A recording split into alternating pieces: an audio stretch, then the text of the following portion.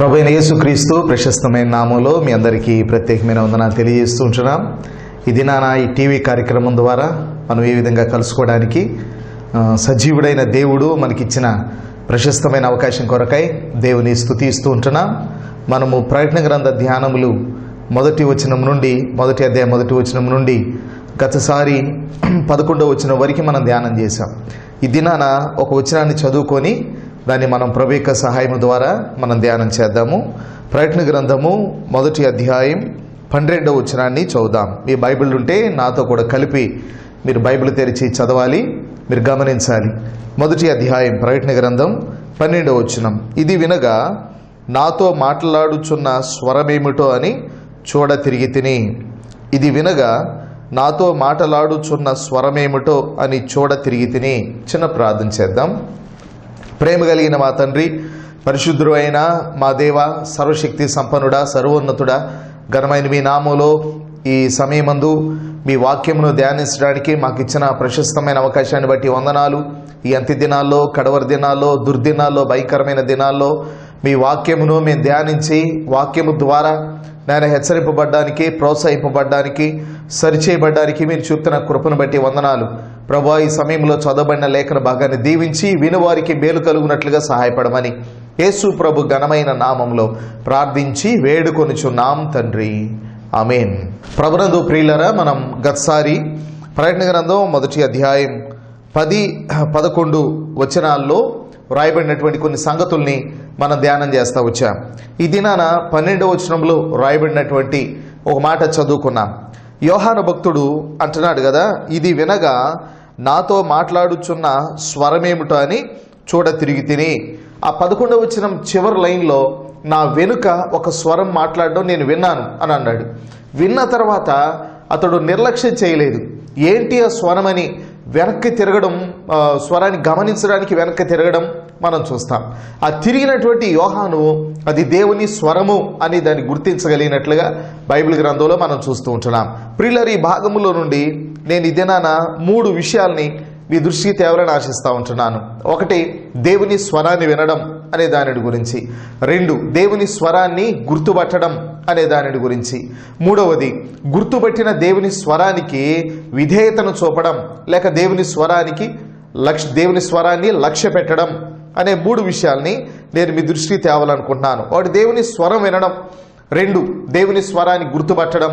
3, దేవుని స్వరాన్ని లక్ష్య పెట్టడం అనేది. దేవుని స్వరాన్ని వినడం అనే విషయాన్ని గురించి మనం ఆలోచిస్తే, దేవుని స్వరాన్ని ఎవరైనా వినగలరా అనే ప్రశ్న మనకు కలుగుతుంది. అయితే బైబిల్ గ్రంథంలో ఎవరు కూడా ఆయన స్వరాన్ని వినలేదు, ఎవరు ఆయన స్వరూపాన్ని చూడలేదు అనే మాటలు రాయబడ్డాయి. కనుక తేజ మహిమలు ఉన్నటువంటి దేవుని యొక్క స్వరూపాన్ని ఎవరు చూడలేరు, ఆ గంభీరమైనటువంటి స్వరాన్ని ఎవరు వినలేరు. కానీ ఆది నుండి మనతో మాట్లాడుతున్నటువంటి దేవుడు ప్రభు అయిన యేసుక్రీస్తు వారు. కనుక దేవుడు ముగ్గురుగా ఉన్నాడని, ఒకే దేవుడు ముగ్గురుగా ఉన్నాడని, ముగ్గురుగా ఉన్న దేవుడే ఒక్కడని మనం జ్ఞాపకం చేసుకుంటున్నాం. కనుక ట్రినిటీ లేక త్రిత్వం అనే మాట బైబిల్లో లేదు. కానీ మనము దానికి సంబంధించినటువంటి విషయాలు మనం చూస్తూ ఉంటే యేసు ప్రభు తండ్రి కంటే తక్కువ ఏం కాదు. ఒకవేళ తక్కువైనట్టయితే ఫిలిప్పీలకు రాసిన పత్రికలో దేవునితో సమానముగా ఉండుట విడిచిపెట్టకూడని భాగ్యమని ఆయన ఎంచుకోలేదని బైబిల్లో రాయబడి ఉన్నది. ప్రభువైన యేసుక్రీస్తు వారు తండ్రితో సమానుడు అని చెప్పి పరిశుద్ధాత్మ దేవుడు తక్కువ అంటే కానే కాదు. పరిశుద్ధాత్మ దేవుడు కూడా సమానుడే. కనుక 3 వ్యక్తిత్వాలు కలిగినటువంటి వారిని మనం చూస్తున్నాము. 3 వ్యక్తిత్వాలు కలిగినటువంటి వారు ఒకే దేవునిగా ఉన్నటువంటి వారు. యేసు ప్రభువారు చెప్పారు, నేను తండ్రి యందును తండ్రి నా యందును ఉన్నారు అని యేసు ప్రభువారు చెప్పారు. నన్ను చూచిన వాడు తండ్రిని చూచినట్టే అని చెప్పారనమాట. కనుక తండ్రి అనగానే ఆయన మహా తేజస్సులో ప్రకాశించేటువంటి దేవుడు మనకు కనబడతా ఉంటాడు. ఆయనలో నుండి వచ్చిన ఒక భాగమే ప్రభు అయిన యేసుక్రీస్తు. 2వ భాగం పరిశుద్ధాత్మ దేవుడు. కనుక యేసు ప్రభువారు ఆది నుండి మాట్లాడుతూ ఉన్నారు. బైబిల్ గ్రంథంలో మనం చూస్తూ ఉంటే యోహాను సువార్త 8:58లో మీ తండ్రి అయిన అబ్రహాం నా దినం చూడాలని ఆశించాడు, అది చూచి ఆయన సంతోషించాడు అని చెప్పారు. అప్పుడు అక్కడున్న యూదులు అభ్యంతరపడేమన్నారంటే, నీకు ఇంకా 50 సంవత్సరాలు కూడా లేవు కదా, అబ్రహాము చూశాడంటావేంటి అని మాటలు వాడతారు. కనుక యేసు ప్రభువు ఏమంటారంటే, అబ్రహాము కంటే నేను ముందుగా ఉన్నవాడను అని అన్నాడు. అంటే ఆది నుండి మాట్లాడుతున్నవాడు అని మనకు అర్థమవుతా ఉంది. కనుక ఆది నుండి మాట్లాడేటువంటి దేవుణ్ణి మనం కలిగి ఉన్నాము. ఆయనే ప్రభు అయిన యేసుక్రీస్తు వారు. ఆయన మాట్లాడుతూ వచ్చాడు. ఆనాడు ఆదామవ్వలతో మాట్లాడాడు. ఆ తర్వాత ఇంకా అనేక మందితో మాట్లాడుతూ వచ్చాడు. మరి హానోకు దేవునితో నడిచాడు అని అంటే ప్రభు అయిన యేసుక్రీస్తు వారితోనే. ఆ తర్వాత నోవాహుతో ఇదిగో నేను భూమి మీదకి జలప్రళయం రప్పించబోతా ఉంటున్నాను అని మాట్లాడిన ఆ దేవుడే ప్రభు అయిన యేసుక్రీస్తు వారు. ప్రభు అయిన యేసుక్రీస్తు వారు ఆది నుండి ఉన్నవాడు అనే విషయాన్ని నేను మీకు జ్ఞాపం చేస్తూ ఉంటున్నాను. కనుక యేసు ప్రభువారు మాట్లాడేటువంటి దేవుడు అనే విషయాన్ని మనం వింటే ఆయన స్వరాన్ని విన్నటువంటి భక్తులు చాలా మంది ఉన్నారు. అబ్రహాము దేవుని స్వరాన్ని విన్నాడు, నోవాహు దేవుని స్వరాన్ని విన్నాడు, ఆ తర్వాత యెహోషువ దేవుని స్వరాన్ని విన్నాడు, మోషే దేవుని స్వరాన్ని విన్నారు. వాళ్ళందరూ కూడా దేవుని స్వరాన్ని విన్నటువంటి వారు. ఏలియా విన్నాడు, మెల్లని స్వరాన్ని ఏలియా విన్నాడు. దేవుడు ఆయా కాలాల్లో భక్తులతో మాట్లాడడం అనేది బైబిల్ గ్రంథంలో మనం చూస్తూ ఉంటున్నాం. అలాగనే ప్రకటన గ్రంథంలో కూడా యోహాను నేను ఆయన స్వరాన్ని విన్నాను అని చెప్పడం అనేది చూస్తూ ఉంటున్నాం. నేను వినగా అనేటువంటి మాటలు చాలాసార్లు ప్రకటన గ్రంథంలో రాయబడ్డాయి. నేను విన్నాను, నేను వినగా అనేటువంటి మాటల్లో యోహాను దేవుని స్వరాన్ని విన్నాడు అనే విషయాన్ని మనం చూస్తూ ఉంటున్నాం. కనుక బైబిల్లో మనం చూస్తూ ఉంటున్నప్పుడు యెషయా గ్రంథం 30వ అధ్యాయం 21వ వచనం, మీరు కుడి తట్టైనను ఎడమ తట్టైనను తిరిగినను ఇదే త్రోవ, దీనిలో నడువుడి అని నీ వెనుక నుండి ఒక శబ్దము నీ చెవులకు వినబడును అని అన్నాడు. నీ వెనక నుండి ఒక శబ్దం వినబడుతుంది, ఇదే త్రోవ, దీనిలో నడవండి అని. మీరు కుడి తట్టుకు కానీ ఎడమ తట్టుకు కానీ తిరగకుండా మీరు ఇదే స్వరం, ఇదే త్రోవ, దీనిలో నడవండి అని మీ వెనక ఒక స్వరం వినబడుతుంది అని మనం చూస్తూ ఉంటున్నాం. దేవుడు మన వెనుక ఉండి మనతో మాట్లాడి మనల్ని సరైన విధంగా నడిపించడానికి ఇష్టపడతా ఉంటాడు. ఆ విధంగానే యోహాను మరి తన వెనుక ఒక స్వరం మాట్లాడడం అనేది యోహాను గమనించాడు. కనుక ఇదే త్రోవ, దీనిలో నడవండి అని నీ వెనుక నుండి ఒక శబ్దం నీకు వినబడును అన్నాడు. యెషయా గ్రంథం 48:17, నీ విమోచకుడును ఇశ్రాయేలు పరిశుద్ధ దేవుడునైన యెహోవా ఇలాగూ సెలవిచ్చుచున్నాడు, నీకు ప్రయోజనము కలుగునట్లు నీ దేవుడనైన యెహోవానగు నేనే నీకు ఉపదేశము చేయుదును, నీవు నడవలసిన త్రోవను నేను నడిపించుదును.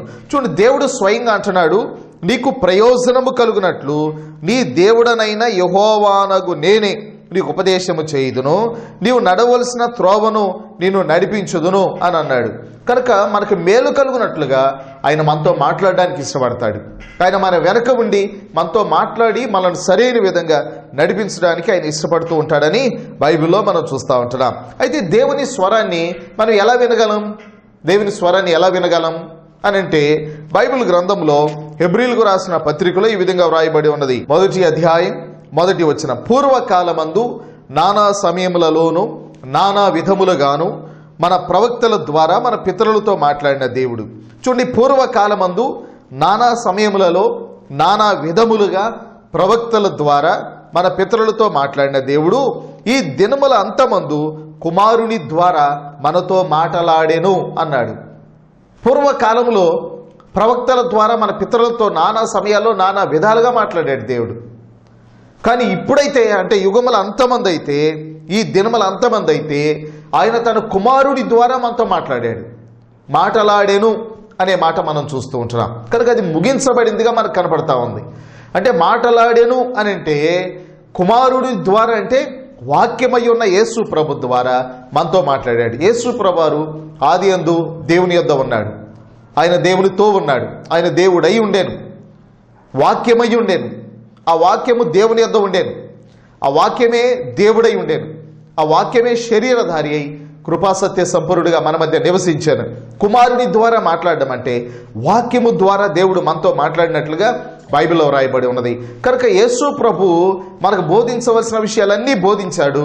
ఆ తర్వాత అపోస్తుల ద్వారా మిగతా విషయాలన్నీ సంపూర్తి చేసి సంఘమునకు ఏమి కావాలో వాటన్నిటి పరిపూర్ణం చేసేసాడు.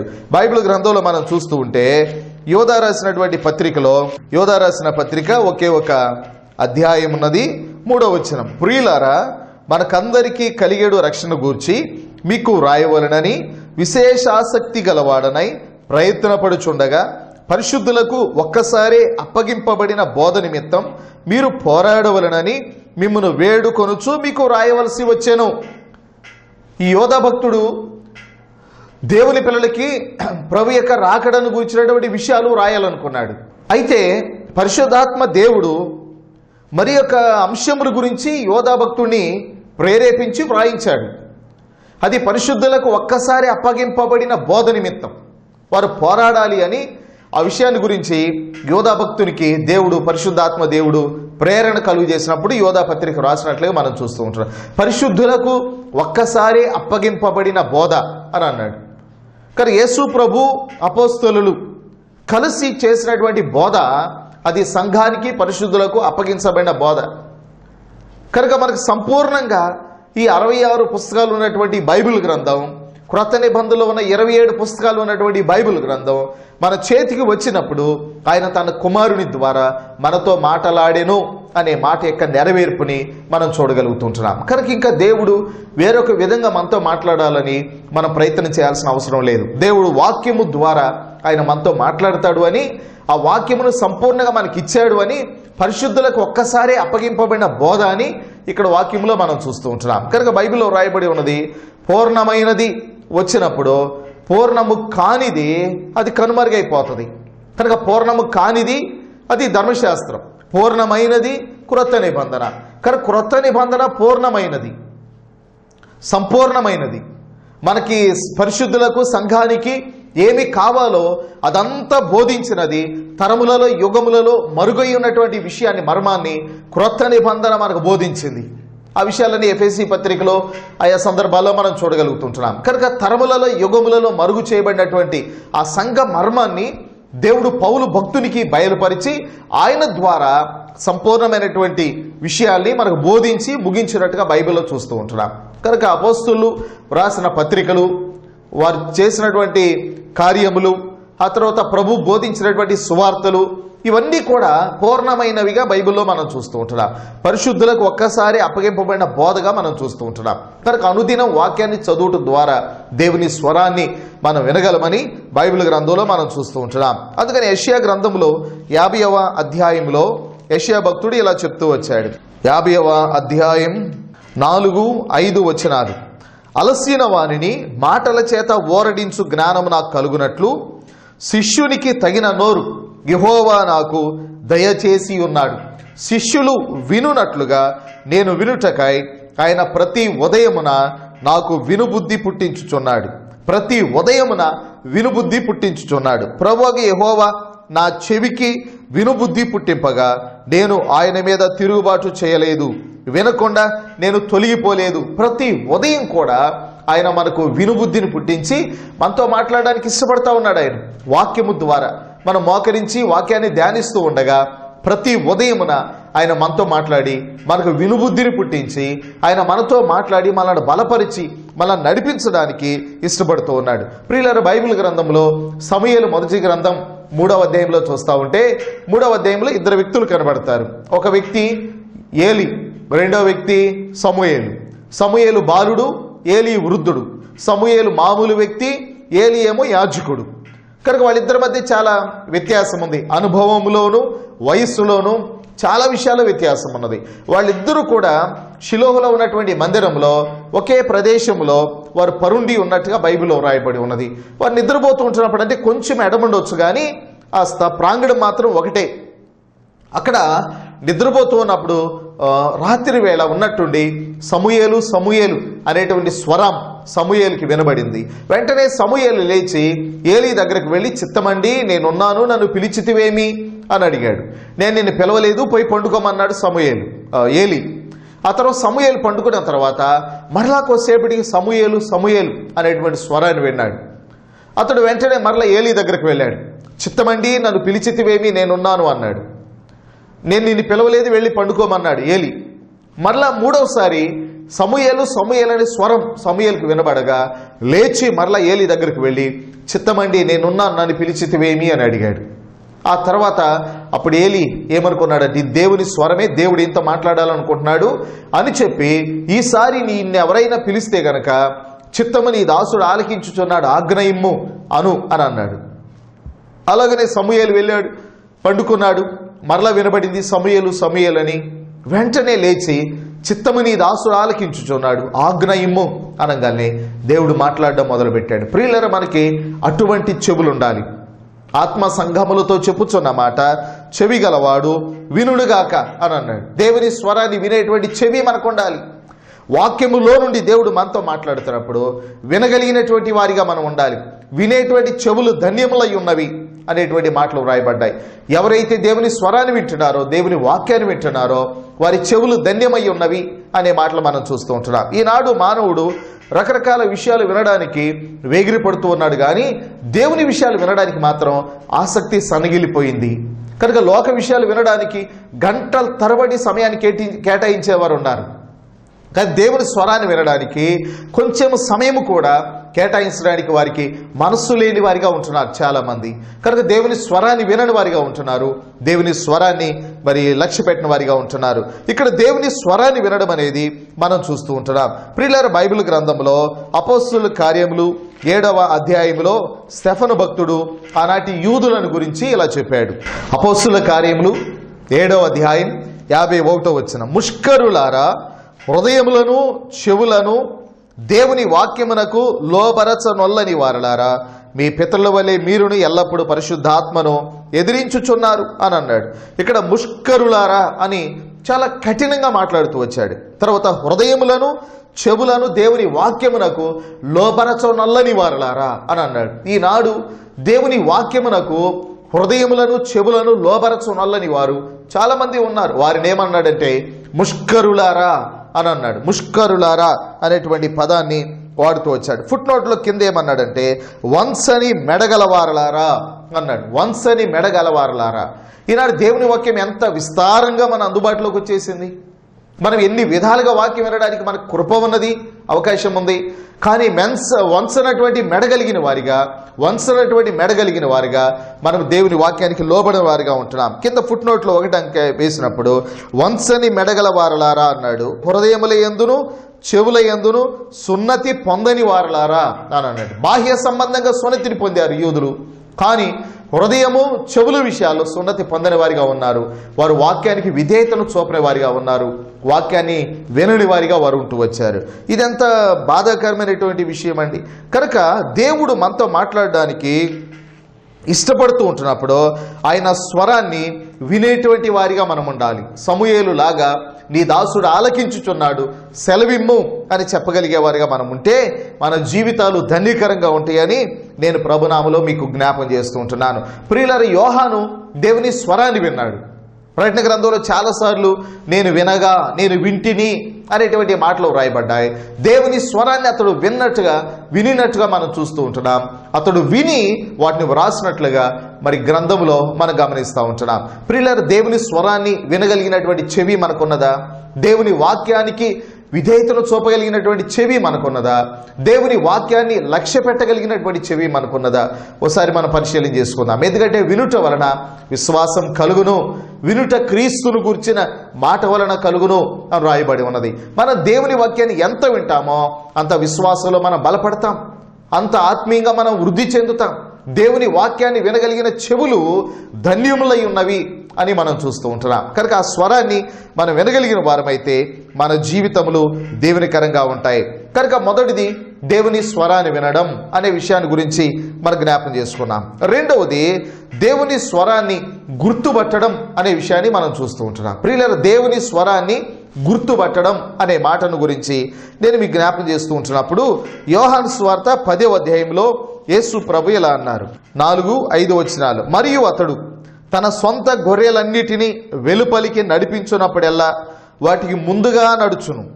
గొర్రెలు అతని స్వరమెరుగును గనుక అవి అతనిని వెంబడించును. గొర్రెలు అతని స్వరమెరుగును గనుక అవి అతనిని వెంబడించును. అన్యుల స్వరము అవి ఎరుగవు గనుక అన్యుని ఎంత మాత్రమును వెంబడింపక వాని యొద్ద నుండి పారిపోవునని మీతో నిశ్చయముగా చెప్పుచున్నానని వారితో అనేను. ప్రియులారా, ఇక్కడ 2 వ్యక్తులు మనకు కనబడతారు. ఒక వ్యక్తి కాపరి, ఆయన మాట్లాడడం గొర్రెలు వింటున్నాయి, స్వరాన్ని గుర్తుపట్టినాయి, వెంబడిస్తూ ఉన్నాయి. రెండో వ్యక్తి అన్యుడు ఉన్నాడు, వాడు కూడా మాట్లాడుతూ ఉన్నాడు, కానీ వారి స్వరాన్ని అవి వినలేదు, వినలేదు అంటే లక్ష్య పెట్టలేదు, అవి గమనించినవి, అది అన్యుని స్వరం అనేది అర్థమైంది. వెంటనే ఆ స్వరానికి అవి స్పందించలేదు, కాపరి స్వరానికి మాత్రమే స్పందించినాయి. కనుక అన్యుడెవడు అంటే వాడు సాతానుడే. కానీ యేసు ప్రభు మనతో మాట్లాడుతూ మనల్ని సరైన మార్గంలో నడిపించడానికి మంచి కాపరిగా ఆయన మన కొరకు ఈ లోకానికి వచ్చాడు. కానీ అన్యుడిగా ఉన్నటువంటి సాతానుడు వాడు కూడా మనతో మాట్లాడి మనలను వంకర దారిలోనికి తీసుకెళ్ళడానికి వాడు ఎప్పుడూ ప్రయత్నం చేస్తూ ఉన్నాడు. కనుక గొర్రెలు ఆయన స్వరాన్ని విన్నాయి, లక్ష్య పెట్టినాయి, ఆయన వెంబడించినాయి. కానీ అన్యుని స్వరాన్ని అవి వినలేదు, ఆ స్వరానికి అవి స్పందించలేదు అనే విషయాన్ని మనం చూస్తూ ఉంటున్నాం. ప్రియులారా, మనం వినేటువంటి స్వరములో దేవుని స్వరమేదో అన్యుని స్వరమేదో మనం గమనించాలి.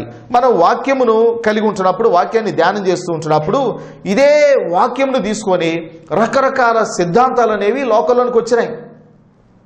కనుక వాక్యం ఒకటే, బైబిల్ ఒకటే. ఈ బైబిల్లో నుండి వాళ్ళు రకరకాల స్వరాలు విన్నారు. కొందరు దేవుని స్వరాన్ని విన్నారు బైబిల్లో నుండి. వారు క్రమమైనటువంటి పద్ధతిలో వారి జీవితాలు కట్టుకున్నారు, వారి యొక్క పనిని వారు కొనసాగిస్తూ ఉంటున్నారు. కొందరు అన్యుని స్వరాన్ని విన్నారు ఇదే బైబిల్లో నుండి.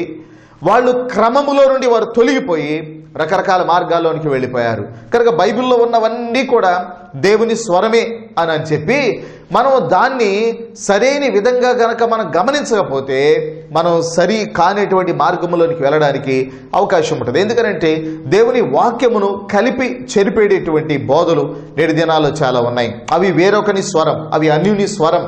ఆ విషయాల్లో మనం జాగ్రత్తగా ఉండవలసిన వారం అంటున్నాం. కనుక ఒకసారి సాతానుడు యేసు ప్రభు దగ్గరకు వచ్చారు. 40 దినాలు ఆయన ఉపవాసం ఉండి ఆకలితో ఉన్నప్పుడు ఆయన దగ్గరకు వచ్చి సాతాను ఏం చేశాడనంటే, ఈ రాళ్ళను రొట్టెలుగా చేసుకొని తిను అని అన్నాడు. అనగానే యేసు ప్రభు వారు వాక్యములో నుండి వాడిని గద్దించాడు.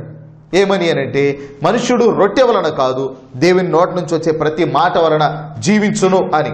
కనుక సాతానికి అర్థమైపోయింది.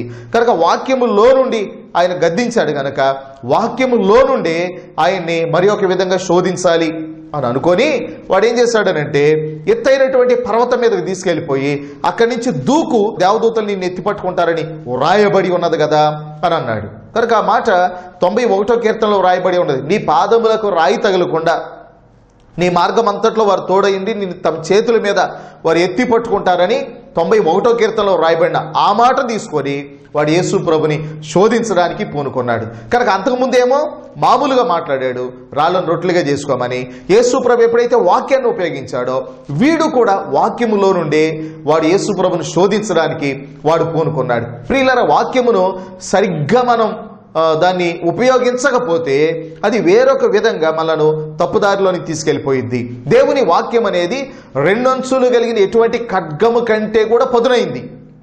కనుక ఒక కత్తి మన దగ్గర ఉన్నప్పుడు దాన్ని దేనికి ఉపయోగించాలో దానికే ఉపయోగించాలి. ఒకవేళ సరిగ్గా ఉపయోగించకపోతే అది మనకు తెగి గాయాలు అవ్వడానికి అవకాశం ఉంది, అది ప్రమాదానికి కారణంగా ఉంది. కనుక వాక్యము 2 అంచులు కలిగిన ఖడ్గం కంటే వాడి అయింది. ఈ వాక్యమును మనము సరైన విధంగా ఉపయోగించాలి. లేని ఎడల ఇదే ఖడ్గముతో లేక ఇదే వాక్యముతో తప్పుడు సిద్ధాంతాల్లోనికి వెళ్ళిపోవడానికి కూడా ఆస్కారం ఉన్నది. ప్రియులారా, సరైనటువంటి బోధ లేక సరైన సిద్ధాంతం అనేది ఎలా ఉంటుందంటే, బైబిల్ అపోస్తలుల కార్యాలు 2:42లో మనం చూస్తాం. అపోస్తలుల బోధ యందు, సహవాసమందు, రొట్టె విరుచుటయందు, ప్రార్థన చేయటయందు వారు ఎడతెక్కున్నారు అనే మాటలు రాయబడ్డాయి. ఇంకా అపోస్తలుల బోధ అంటే ఏంటో నేను చెప్పనా, 3 విషయాలు అందులో దాగి ఉన్నాయి. ఒకటి యేసు ప్రభు చెప్పినటువంటి సువార్తల్లో విషయాలు, 2 అపోస్తలుల కార్యాల్లో వారు చేసిన కార్యాలు, 3 పత్రికల్లో వారు రాసినటువంటి విషయాలు. కనుక ఏదైనా ఒక సంఘానికి ఒక సిద్ధాంతముగా ఉండాలి అని అంటే 3 విషయాలు ఉండాలి. ఒకటి సువార్తలు యేసు ప్రభు చెప్పి ఉండాలి, 2 అపోస్తలుల కార్యాల్లో అపోస్తలులు చేసి ఉండాలి, ఆదిమ సంఘం చేసి ఉండాలి, 3వది పత్రికల్లో దానిని గురించి వ్రాసి ఉండాలి. ఈ 3 కలిస్తేనే అది సరైనటువంటి సిద్ధాంతం అవుతుంది. కనుక ఆ విధంగా మనం ఆలోచన చేస్తే బాప్తిస్మం గురించి యేసు ప్రభువారు సువార్తలో చెప్పాడు, అపోస్తలుల కార్యాల్లో బాప్తిస్మం పొందారు, పత్రికల్లో బాప్తిస్మం పొందమని వ్రాశారు, ప్రభు బలను గురించి యేసు ప్రభు చెప్పారు, అపోస్తలుల కార్యాల్లో చేశారు, పత్రికల్లో ఆ విధంగా చేయమని పౌలు భక్తుడు రాశాడు, ఇలాగ చేయండి మీరు అని. కొరింథీ పత్రికలో 11వ అధ్యాయంలో మనం చూడగలం. ఇవన్నీ గమనిస్తూ ఉంటున్నప్పుడు తప్పుడు సిద్ధాంతాలు అనేవి ఏదో ఒక మాటను పట్టుకొని బయటకు వచ్చినవే తప్పుడు సిద్ధాంతాలు. కనుక ఈ వాక్యములో ఉన్న దేవుని స్వరమేంటో అన్యుని స్వరమేంటో మనం గుర్తించాలి అని ప్రభునామలో నేను మీకు జ్ఞాపకం చేస్తూ ఉంటున్నాను. కనుక నా గొర్రెలు నా స్వరం వినును అని అన్నాడు ఆయన. మనం 10వ అధ్యాయము యోహాను సువార్త చూస్తే 10వ అధ్యాయము 27వ వచనం, నా గొర్రెలు నా స్వరం వినును, నేను వాటిని ఎరుగుదును, అవి నన్ను వెంబడించును, నేను వాటికి నిత్య జీవం ఇచ్చుచున్నాను గనుక అవి ఎన్నటికీ నశింపవు, ఎవడునో వాటిని నా చేతిలో నుండి అపహరింపడు అని అన్నాడు. ఎవరైతే దేవుని స్వరాన్ని గుర్తుపట్టి దేవుని స్వరాన్ని విని దేవుని వెంబడిస్తారో సరిగ్గా వారికి నిత్య జీవం అన్నది, వారు ఎంత మాత్రము కూడా నశించరు అనే మాట మనం చూస్తూ ఉంటాం. ఈ మాటలు చెప్తున్నప్పుడు దానికి పైగా ఇలా అన్నాడు 26వ వచనంలో, అయితే మీరు నా గొర్రెలలో చేరిన వారు కారు గనుక మీరు నమ్మరు అన్నాడు. కనుక ఆనాటి యూదులు ఉన్నారు, వారు ఆయన గొర్రెల్లో చేరిన వారు కారు, ఆయన మందలో చేరిన వారు కారు. అందుకని ఆయన మాటలు నమ్మలేదు వాళ్ళు, ఆయన స్వరాన్ని వినలేదు వాళ్ళు, ఆయన స్వరాన్ని లక్ష్య పెట్టలేదు. ప్రియులారా, మనం యేసు ప్రభు యొక్క స్వరాన్ని మనం గుర్తించాలి, అన్యుని స్వరాన్ని గమనించాలి. అన్యుని స్వరానికి మనం స్పందించరాదు, దాన్ని మనం వెంబడించరాదు. యేసు ప్రభు మంచి కాపరి, ఆయన స్వరాన్ని వినాలి, ఆయన స్వరాన్ని వెంబడించాలి అని ప్రభునామములో నేను మీకు జ్ఞాపకం చేస్తూ ఉంటున్నాను. కాబట్టి ఈ భాగంలో మనం చదువుతుంటున్నప్పుడు యోహాను దేవుని స్వరాన్ని విన్నాడు అనే విషయాన్ని ఒకటి జ్ఞాపకం చేసుకుంటున్నాం. ఈనాడు కూడా మనం వినగలమా అంటే వినగలం. ఎలా వినగలము? వాక్యములో నుండి వినగలం. దేవుడు వాక్యము ద్వారా, వాక్యములో నుండి ఆయన మనతో మాట్లాడడానికి ఇష్టపడతా ఉంటాడు. బైబిల్ గ్రంథములో ఉన్న ప్రతి మాట దేవుని వాక్యమే. కనుక క్రొత్త నిబంధనలో యేసు ప్రభు మాట్లాడిన సందర్భాలు, అపొస్తలుల కార్యాల్లో వారు మాట్లాడిన విషయాలు, ఆ తర్వాత పత్రికల్లో మాట్లాడిన విషయాలు మొత్తము కలిపి సంపూర్ణమైన బైబిల్ మన చేతికి ఇవ్వబడి ఉన్నది. దేవుడు మనతో మాట్లాడేటువంటి దేవుడిగా ఉన్నాడు ఆయన. ఆ తర్వాత దేవుని స్వరాన్ని మనం గుర్తుపట్టాలి. అన్యుని స్వరాన్ని, దేవుని స్వరాన్ని మనం గుర్తించాలి. దేవుని స్వరమేదో అన్యుని స్వరమేదో మనం గమనించాలి. ప్రియులారా, చాలా మంది ఈ వేరియేషన్ తెలియక అన్యుని స్వరాన్నే దేవుని స్వరం అనుకొని తప్పుడు పద్ధతుల్లోనికి వెళ్ళిపోయిన వారు ఉన్నారు, తప్పుడు సిద్ధాంతాల్లోనికి వెళ్ళిపోయిన ఉన్నారు, తప్పుడు క్రమములోనికి వెళ్ళిపోయిన వారు ఉన్నారు. చాలా జాగ్రత్త. దేవుని వాక్యములో దేవుని స్వరమేదో మనం గమనించాలి, దాన్ని మనం వెంబడించాలి. అప్పుడు మాత్రమే నిత్య జీవానికి మనం వారసులం అవుతామని దేవుని వాక్యం మనల్ని హెచ్చరిస్తూ ఉంది. ఆ విధంగా దేవుని స్వరాన్ని మనం గుర్తించి నిత్య జీవాన్ని మనం స్వతంత్రించుకొని ఎన్నడూ నశించినటువంటి స్థితిని మనం కలిగి ఉండడానికి దేవుడు మనకు సహాయపడుగాక, అటువంటి కృపను పొందుదుముగాక. ప్రార్థన చేద్దాం. తల్ల వంచండి.